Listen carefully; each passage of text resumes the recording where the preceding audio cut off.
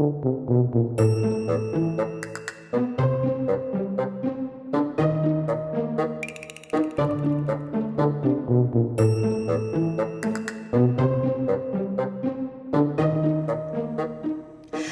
and welcome to On the Table. I'm Corie, and I'm here with my friend Rachel. And today on the table, we are talking about the Nativity. We are. Yes, which is a religious word, the Nativity. Yep. That basically means Jesus' birth. Right. Yeah. So Christmas time, you see a bunch of nativity sets come out. Everywhere. Everyone's got them, and they all look a little bit different. A little bit different, but pretty much the same. But basically the same. Most of them have like the stable. There's that traditional. The star, Yep, the angel. a shepherd with a lamb. A manger that's normally like a little wooden. It's a little, X it's a little wood thing. There'll be straw or hay in it. There's usually a cow. A donkey too. And a donkey. Sheep. And a sheep. Generally. And like how we're describing what we got. 3 wise men. Mary and Joseph are there. Some shepherds. Yep. One or some. Yep. That varies. That varies. That's one of the details. It depends how fancy you want to get. But there's kind of that image, like Christmas cards have a nativity on it. The image all looks the same for the most part. And I think that's because you're just taking the whole story, which is recorded in Matthew and in Luke in the beginning, and just puts it all together all at once. Yes, it is a composite image. Yes. It's all together. It's not, when you look at the story, now the story itself is really interesting and it's a good read, but it's not played out in the same way all at once. You don't have Mary and Joseph having Jesus, and then all of a sudden the shepherds showing up, and then all of a sudden the wise men showing up, and it's a big party, and an angel on top, the big beam of light from the star. It's not like that. No. It's not all together like that, which is it. And I think when Christians find out about that, they're a little disappointed because it's like, oh, but I thought that. I guess it's okay. It makes sense though for it to be a composite image because like it would kind of be not a good decoration if it was just like in stages. I don't know. I think it kind of makes sense as a composite image because as an artist, you know, like what are you supposed to do if you want to exemplify the history of Jesus' birth, you kind of put all of the elements that, they happened over time. But they all happened, so you kind of put them all in there at the same time, so everything's represented. And then it's the responsibility of the beholder to explain. To know the story. To know the story, So. And it's like that with all paintings, like biblical paintings. You have to kind of know what's going on. You got to know what you're talking about. Yeah. So the story itself is recorded in Matthew chapters 1 and 2 and Luke 1 and 2. And there's more detail because the Bible goes into John the Baptist in the beginning, and we talk about, you get to hear about what happened with Mary and with Joseph, and then Mary goes off and spends time with her cousin Elizabeth, who gives birth to John the Baptist. And there's a lot more to the story that is recorded in the Bible. So it's really interesting when you put it all together. But it's a little different than what we see. And so you, working with Quick Study, did a DVD presentation specifically on the Nativity, which is really good. And the real history of the Nativity. The real history of it. So if you want that, you can go to the website and order it. It's called Discover the World of the Bible, Episode 3, The Nativity. Yes. And we will talk a little bit about what's in it. But if you want to go through the whole study of the history, that I would recommend because that's really good. You did a really good job. Thanks. You're welcome. Shucks. I really enjoyed it. I learned. I did learn when I watched it. But so let's look at some of the differences with the Nativity and what actually happened a little bit, because I think that's kind of interesting. Because the first thing that I always think of, because I remember when I learned this, I was just like, what? It's not true? And that's the wise men. Okay, what part? There maybe weren't 3. Oh, yeah. The number 3 comes from the gifts, right? Comes from the gifts, yeah. So Jesus received gold, frankincense, and myrrh. Yeah. And so we assumed 3 wise men. Or 3 kings, depending on how you grew up hearing them. Depending on what time in history you belong to. Oh! More on that in the DVD. No, I'm just kidding. But yeah. But actually, yes, more in the DVD. Way more in the DVD. But it's just, it's interesting because there could have been 2. Because it's wise men. So it could have been 2. 10. It could have been 100. Yeah. Probably not. Probably not. That would have been a big traveling party, but. Yeah, they might have mentioned how many at that point. Maybe. And 100 wise men showed up. 100 magi from the east showed up. Wouldn't that be something? Impressive. That would be very impressive. Mm-hmm. We don't know how many there were. Yeah, we don't know. We don't know. Mm-hmm. It could be, who knows? We know that they were there. We just don't know how many there were. But they weren't there right away. Yes, That's they another weren't thing. there right away. They weren't there the night Jesus was born. Sorry, nativity set. Or the next night, or the next night, or the next night, and it goes on for a little while. It goes on for when did the wise men show up? So 1 to 2 years, probably. We get that number from Matthew. Matthew records the Magi coming in. Luke doesn't talk about it, but Matthew does. So the Magi go to Herod the Great, King Herod, and remember Herod has like this sly plan because he's the end of his life, and historically Herod the Great kind of went loopy. He did go loopy at the end of his life. Yeah. And any threat to his throne, you're gone. You're dead. He killed a lot of people. He killed a ton of people, including some of his own sons and his own wife, because he got super paranoid. So his clever plan was, when did you see the star? Where is the Messiah supposed to be born? So he finds out all this information. I want to come see him as well. Yeah, he finds out all this information, and then he orders the killing of infant boys 2 years old and under. So the star then appeared roughly 2 years before the Magi actually made it into. So there's a little bit of wiggle room there because Herod could have been like, well, if it was 1 year, let's just be safe and do 2. Let's just be safe. Or he could have just gone with the 2. With so there's time. With somebody who's going to kill his wife and his sons and anybody who stands in his way, killing off a ton of children is not going to be a big deal. And you know what? To be fair, too, Bethlehem was a village. It was pretty small. It would have been small. And yes, people were there for the census, but how many people stayed for the census? Mary and Joseph, it makes sense for them to stay. They have a baby. Traveling with an infant is difficult. Yeah. So there may not have been tons and tons of babies. That's true. That were that age. Still, obviously, a tragedy, but and that's also something that's not really depicted because obviously it's not a part of the story that we really like. Who wants to put that in a nativity scene? Nope. That's not at all. That's the dangerous part of the scary and terrible part of the story. We want to, And then there's another aspect of the image that we see with the nativity of the angel over top. Mm-hmm. And if you think about it, there's no mention of an angel being there at that moment. Now, angels are very present. With this time at this point, we have the angel Gabriel appearing to Mary, and Joseph is spoken to in dreams, by angels, and then you also have the angels appearing to the shepherds, and then a host of angels. That was the night that Christ was born. And that was the night that Christ was born, but it wasn't necessarily over the same area because they then leave over the scene and go see. They're like, well, let's go find out and go see who this is. And so that the image of an angel being there or shepherds coming and bringing a bunch of sheep, maybe not. I don't know why you would bring your sheep. You wouldn't. You can't really bring them in town. Your one favorite sheep, maybe no. Maybe your one lamb on your neck. But no. Aw, lammy. Aw. Probably not. And then even there's other animals that are present. Yes. There's usually a donkey depicted because we always have this image of Mary and Joseph traveling and Mary's riding on a donkey. And there's usually a cow. Yep. And so you've got your sheep, your donkey, and your cow. Some good Middle Eastern farm animals. Farm animals are there. And I think it just rounds it out and it makes it more kid-friendly because kids love animals. So you see that a lot, especially in children's books. There's always more animals. Sometimes there's mice and you see lots of animals in the story, which makes for a really cute picture, but maybe not. There's no animals mentioned. No. And that comes from that whole feeding trough thing that Mary had placed him in a feeding trough. So you assume animals. Yeah.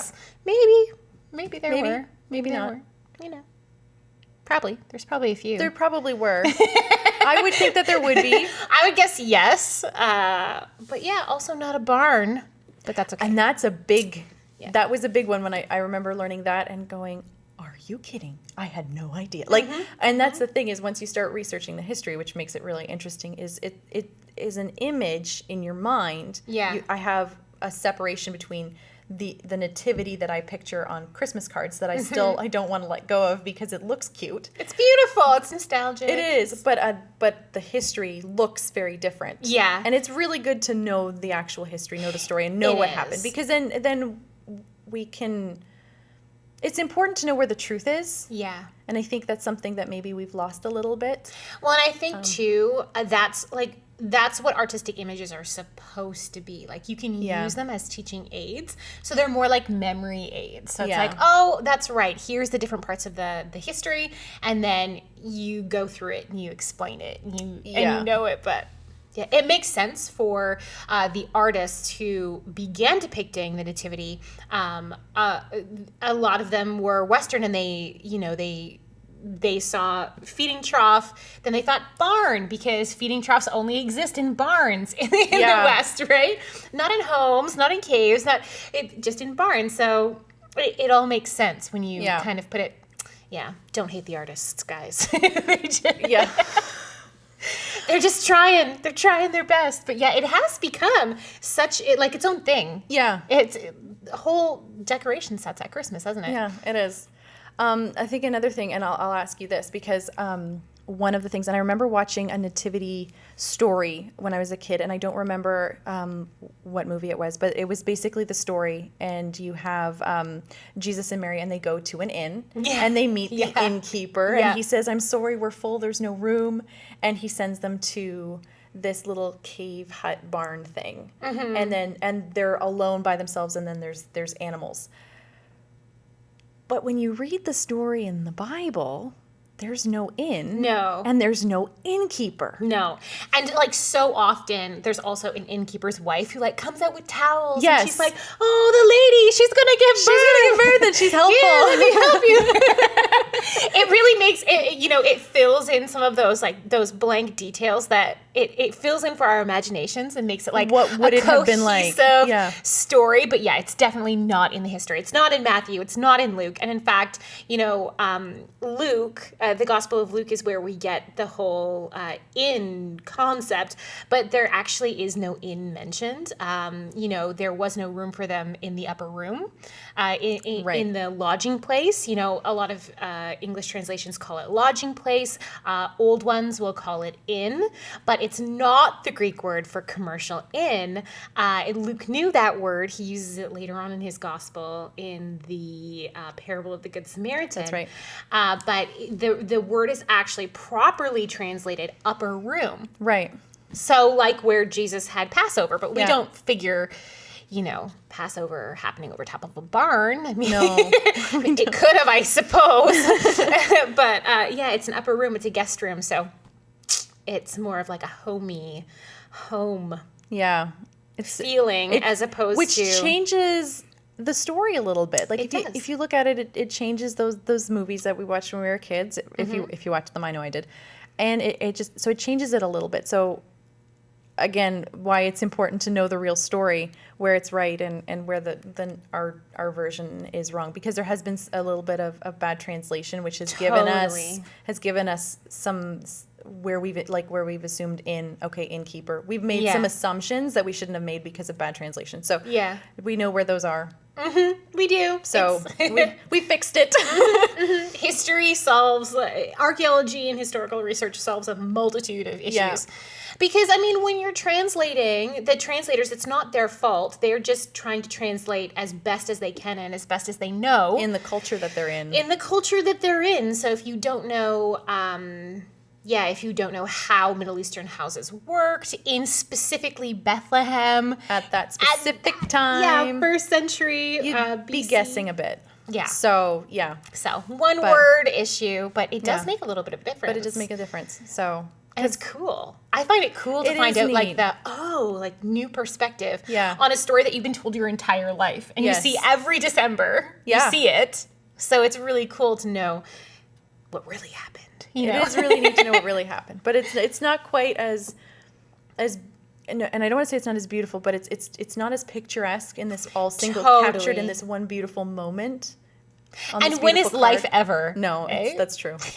We pay lots of money to get family portraits done to look beautiful. Yes. But do all of our family moments feel beautiful? That moment before everyone smiles is mayhem. Much. Or if they could just get a picture of you getting everyone ready to take, like, going to to the beautiful fall forest. Yeah. This is us getting ready.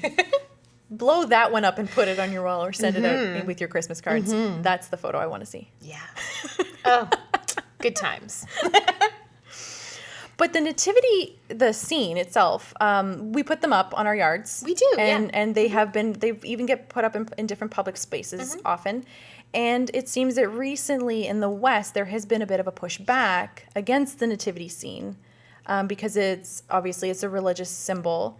And people don't necessarily, not everybody wants to see it. Some people don't mind, but there are some people who don't want to see it in public spaces. So there's been a bit of a backlash. And every year you kind of hear whispers of different places where it's become an issue.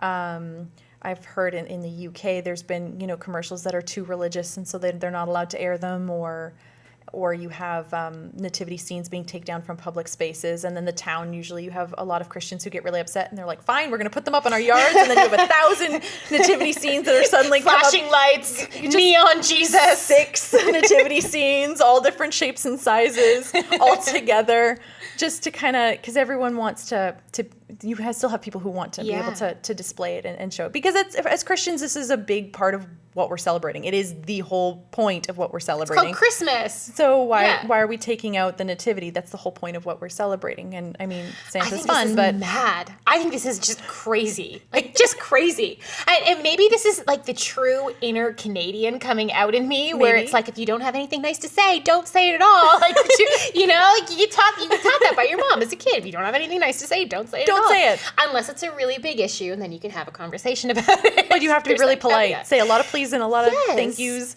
Like, I don't like everyone's decorations for different holidays, but I'm not going to hire a lawyer to make them take it down. That's just ridiculous. Unless it's like something horrible. Blatantly offensive. Sorry, I'm hitting the microphone now because I'm trying to make hand motions. Because I just think this is so sad and so crazy and it's such an earmark of our time. It's a representation of our time that we live in, where everyone is offended by everything, and we have to have some sort of bland, non-multicultural society. Yep. And we all have to conform and all just believe in Santa. Which is weird, because in Canada, especially in Canada, we're meant to be multicultural. We're meant to celebrate all these different cultures. The idea is that we come together and it's this beautiful picture of the world in one area. Unity in diversity. And we don't actually see that. We see a lot of division a lot of times, and people don't want to celebrate all the different aspects. And during December, we have Christmas, but that's not the only holiday. There are other holidays from other different faiths, and they don't get mentioned as much, and I know there's the complaint about that. And say what you will, I understand some of the arguments going back and forth, but my frustration is, why are we arguing over almost everything? I think in our culture, we argue over everything. Yeah. And you almost can't even read the newspaper or check Twitter or go on Facebook, because everyone's arguing about everything to do with everything. And it just, it feels like insanity. And you know what? Honestly, when it comes to religious freedom as a Christian, I hold religious freedom precious. I want to be able to believe what I believe. I want to be able to express what I believe without being called, a bigot or stupid or, going against some sort of law. I want to be able to wear a Christian t-shirt if I want to, or put a nativity scene if I own a small business. I want to be able to if I want to.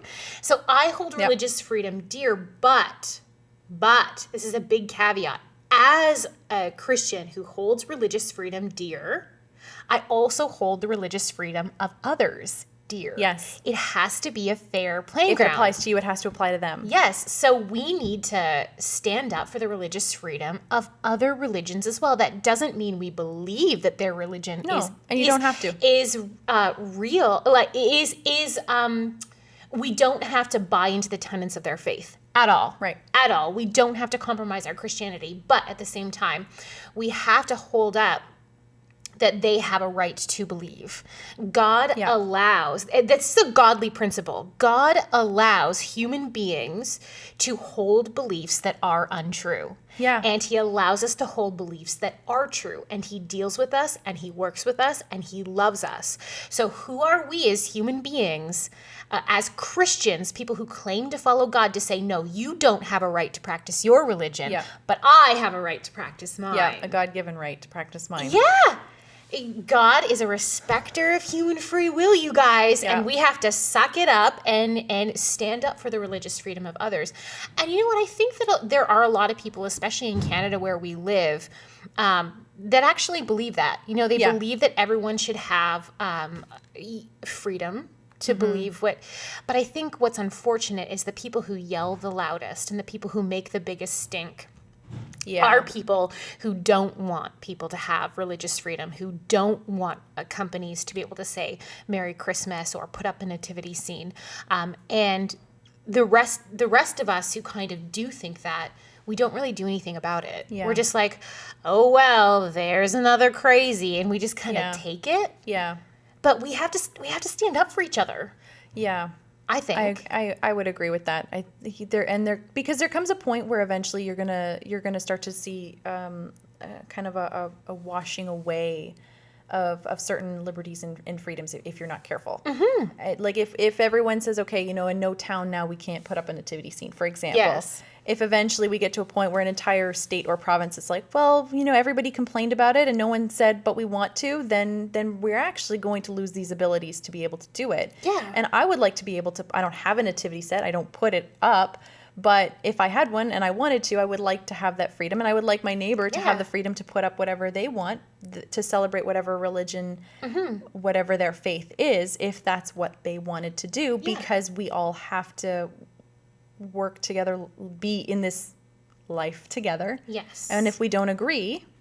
And how far is our sensitive society going to go? Like, if I don't like the look of a church or a mosque or a temple, am I going to be able to sue to get a facade of like a bank put on over top of the church so I don't have to see their stupid steeple? You know what I mean? Like, how far is this going to go, you guys? I think it might go far. It has the potential to go really far. It's too much. Like, can we just be grown-ups? Can we just be grown-ups? Maybe not. I don't know. Our society is quickly inching away from maturity.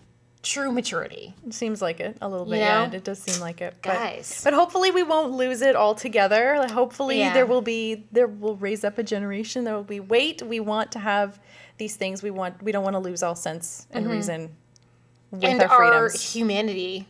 Because that's what ends up happening. Yeah. Like, I think you're right. And it can be frustrating. So, and I mean, it's always frustrating, whatever you believe, whatever your faith position, to have it attacked. Yes. It's always hard to see your, you know, if somebody doesn't want, we've had it before where, even locally, where different Christian groups wanted to perform in public spaces, and the town was like, nope, you can't perform here because we don't want your Christian stuff here. And it's like, wait a minute, Whoa. I thought we were a multicultural society. Diverse. I thought we celebrated our differences. Public space that is used by the public. Yes. But there are those issues that do come up. So it's just one of those challenges that we still have to push through. And it seems like every year around Christmas time, Christmas for the last few years I've noticed has been that time where issues like this come up. It pushes people who get bothered by religion. Yeah. And Christianity. Because it's in everyone's face. Because we've got the nativity scene, we've got Merry Christmas, and no, you have to say Happy Holidays, and there's been back and forth with that. And it depends where you live, because it's all over the West. There are issues in the States that we don't have in Canada, and vice versa. But it comes up every December, and it's like, okay, well, what's gonna be the problem this time? Who's gonna get offended, and at what? Oh my goodness! What a world! Right? What a world! Oh, what a world! No. I don't even know how this conversation went in such a different direction. It did. It really did. We were supposed to be talking about the nativity. And now I'm like, I don't even know. Religious freedom. I don't even know how to close this off. I know we've gone from nativity scenes and history to religious freedoms and rights and liberties and Canadian beginning to brush Canadian politics. You know, just touching the surface. Not kind of see where we're going in our future podcasts. Maybe. Oh, maybe controversy. Yes.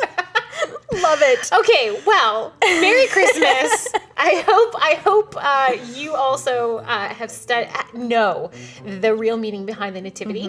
And I hope you have enjoyed our discussion here on the Table, and hope to see you next time.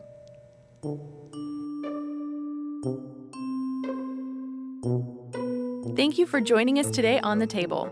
You can like us on Facebook and follow us on Twitter to stay updated with all the latest from Bible Discovery TV.